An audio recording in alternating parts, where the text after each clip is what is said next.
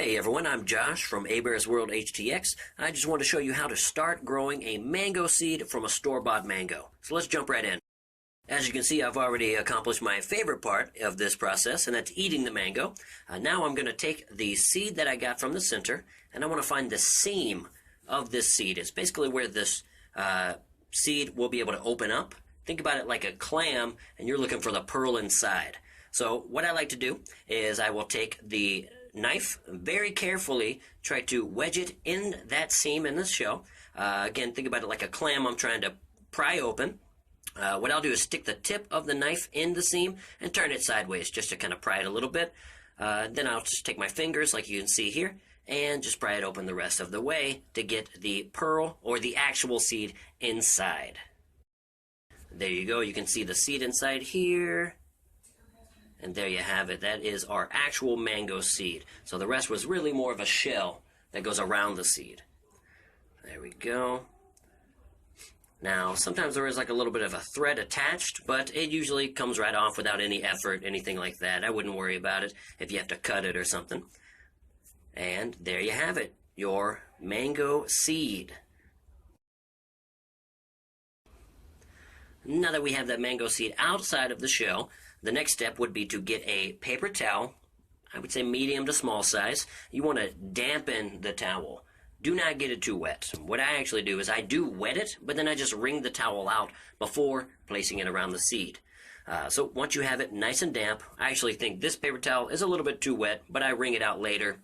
Thanks to editing, you'll never see that part. So take the seed, put it in one of the top corners, fold it over, and then just roll it up towards the other side. Just like that.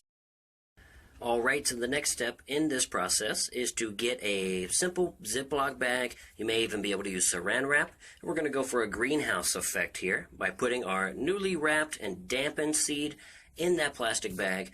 The water should help to activate the seed here with that moisture and the heat or sunlight, and I would expect that you'll probably see roots in about 10 to 20 days. There we are, all wrapped up and ready to go in a sunny windowsill. So, now that you know how to get everything ready, let's go over some of the seeds I've already started.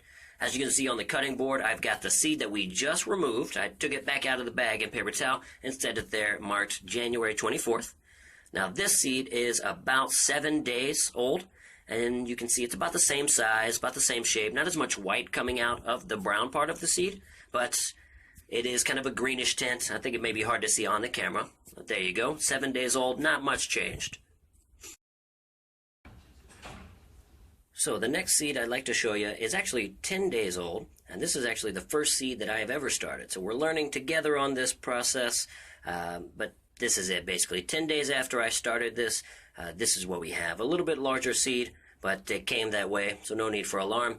It does have a greenish tint where it was once white, and it's got a little tip coming off. I'm not sure if that's a root or if that's going to be part of the trunk that the leaves sprout off of. I'm kind of anxious to find out though. There you have it. Pretty standard stuff. Not a whole lot of difference, but you can definitely tell that something's going on here with the transformation of this seed.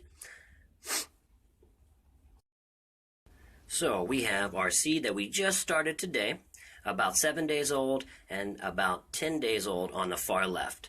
I'm about to zoom in for a close-up here, but send me any of your questions or comments in the comments below, or hit me up on Facebook at Hebert's World, and thanks for watching. Have a great day and keep growing.